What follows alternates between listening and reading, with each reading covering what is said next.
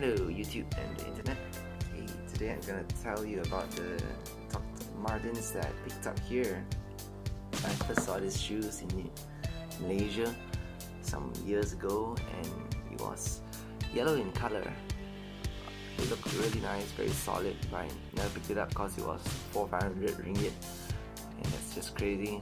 So when I came over to New Zealand, I still saw it inside the shops.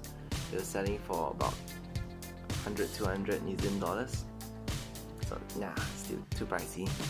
But one day I was walking in a family store just down the road in Timaru, and saw this pair just sitting there. First thing I looked for when I picked it up was the size. So it's a size 7, which is just nice for my feet, which is a UK 8. And normally, it's hard to get this shoe in such a small size, because I think generally it'd be like 8 or 9 above. So this was just nice for my feet. I asked the lady if I could try it on. I walked around the store. It's really comfortable. I tried to Google about it, read up about its history and all. How it was made by this guy during the war who broke his ankle, and he found that the original army boots were too hard on his heel because it was solid rubber. So he decided to put air holes inside it. I always wondered what it was. I'll show you later when I pull this sole off this shoe. So yeah, I actually made this video to show you about what's inside the shoe. I just want to talk a little bit about the DrMartens, what I found about it. So after the guy created it, he sold it, and a lot of people liked it. Housewives would wear it for their daily chores, and workmen would wear it like postage service and people in the factories, because it was comfortable.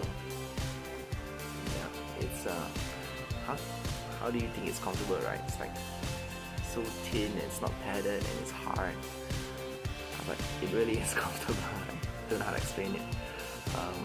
And even the young people started to pick it up, and there was a culture that was formed around it, wearing the higher laced ones with the 8 eyelets. So this 3 eyelet one, more traditional, and because it helped the young people to express their identity and who they were, I guess. And even there was like color coding for laces too, to show that they were standing for certain causes. And yeah, there's a lot of YouTube videos about it. There's a lot of Google stuff about it, but I tried to find out more about this particular model instead, but I couldn't find any. So this DrMartens is made in New Zealand.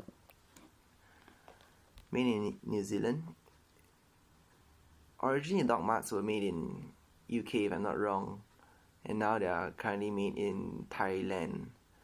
And I couldn't find when was the period that they were made in New Zealand.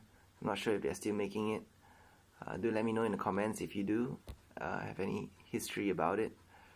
If you see the 3 eyelet ones on Google right now, they always say it's the 1461s, which look like this, but this one has a code that reads 13545 Q26031. So I tried to find it, but I couldn't get anything on it. I'll show you a little bit more about the shoe. Inside there's the insole, which is another piece actually. So you can actually lift it off, but it's glued down. So it's the original DrMartens, leather upper, man-made sole, and linings. So I think currently now a lot of soles are made by machines and automation. I don't know if they still make it with handle. And the back of this shoe, the support is pretty, it's quite stiff, yeah.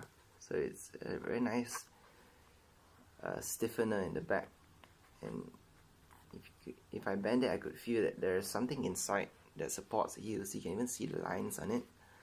That's probably what gives a good structure to shoes. I remember my friend Jack told me, say look for a good stiff heel. That's a good shoe. Yeah, and it's flexible quite at the middle to the front, because yeah, it's about 1 inch thick at the heel and then half an inch towards the forefoot. The lining for it is all leather. It's probably going to be waterproof in a way. I tried to get some Wonder Balm for it, but I couldn't pick it up, so instead I got Kiwi Dubbin. Yeah, I think it's all petroleum, but I think it should work the same as those natural beeswax or anything that conditions leather and all. Even natural oils would be good. Yeah, I used to rub leather products on my nose to get oil in. Anyway, so it's interesting how these shoes are joined together, because it's done using a process called welting. They use a very high temperature to join the leather to the rubber sole. And when I was walking one day, it actually lasted quite well. I went for hikes at Sentinel Park, and the sole held up very nicely designed. It says Essen by college by Essen. I'm not sure what that means, but yeah, I didn't slip. I think it's made to be oil slip resistant. And yeah, when I put it in the rack for a while, and then one day I took it out for a walk, and then it just came apart. So yeah, and what's interesting is there are actually YouTube videos on people cutting the shoe into half to see what's inside. And so I think I would like to show you what's inside this old pair. Another interesting thing you notice is that it doesn't have that yellow stitching that normally the shoes have nowadays. So yeah, so this is what is inside it. It's a wooden shank. Yeah, normally man-made shoes, handmade shoes would have a metal shank inside to give it some support. It's actually shaped to have a higher part at the heel, and then it flows down towards the midfoot. But yeah, this shank, you can see it's a little cracked here, so that's a bit sad. I think it still gives good support. And then for the inside part, this is supposed to be a cork filling in very old shoes, but I think this is some kind of foam. It's about 2 to 3 millimeters thick, and yeah, it's probably as much padding that this shoe gets compared to shoes nowadays. So you can see that the holes run quite deep over here, the air soles. The first 8 at the back run almost a whole part of my finger in, so it's about this much to the bottom. And then after that, this 4 are a bit shallower, about this much, and then it becomes lines after that. And you can see that the foam takes the shape.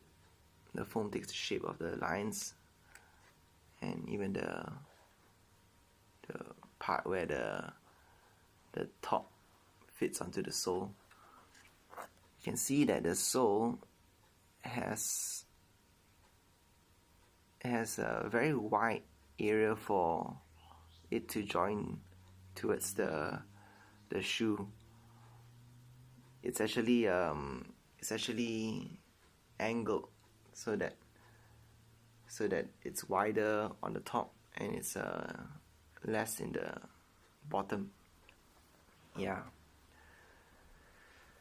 So this shoe is, I want to bring it to a cobbler so that he can fix it up. I think glue would probably be able to get it to stick together well enough. Maybe if they sew it down, that'd be great. I don't know if it's possible to pierce such a thick sole. Maybe they do it at the side, like how the current shoes have it. But yeah, that's about what I wanted to share about this shoe. If you have any links or any history to this particular pair of dogs, let me know in the comments. I really appreciate it. I really like this pair of shoes, and I think I'll wear it to formal events or even social events. I used to use it before it came apart.